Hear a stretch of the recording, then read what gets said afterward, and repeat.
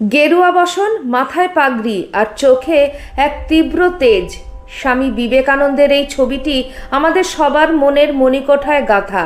আমরা তাকে চিনি শিকাগো ধর্ম মহাসভার বক্তা হিসাবে, চিনি রামকৃষ্ণ মিশনের প্রতিষ্ঠাতা হিসাবে, কিন্তু এই মহিরুহের চরিত্রের এমন কিছু দিক আছে যা প্রচলিত সাধু সন্ন্যাসীর ধারণাকে সম্পূর্ণ বদলে দেয়।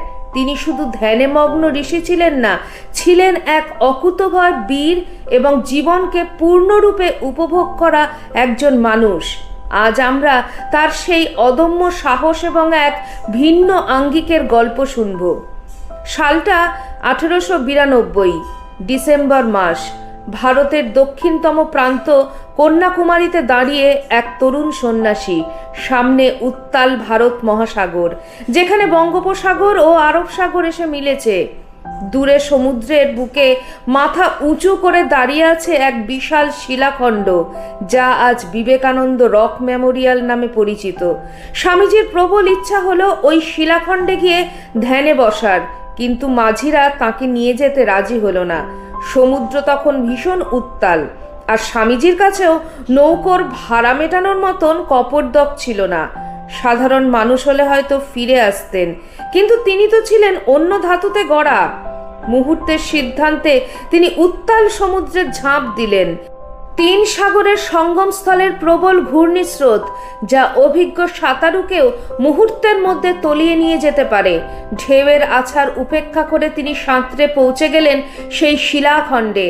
এই ঘটনা শুধু তার শারীরিক সক্ষমতার প্রমাণ নয়, এটি ছিল তার অকল্পনীয় মানসিক জোর এবং বীরত্বের এক উজ্জ্বল দৃষ্টান্ত।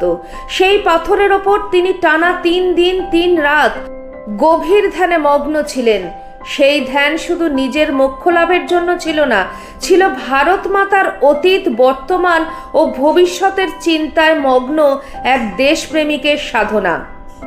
স্বামীজি বলতেন, শক্তি জীবন, দুর্বলতাই মৃত্যু।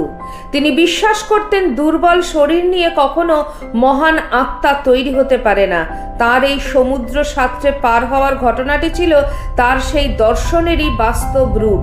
তিনি যুব সমাজকে শিখিয়েছিলেন যে আধ্যাত্মিকতা মানে কাপুরুষতা নয়, বরং জীবনের যে কোনো চ্যালেঞ্জের মুখোমুখি হওয়ার সাহস।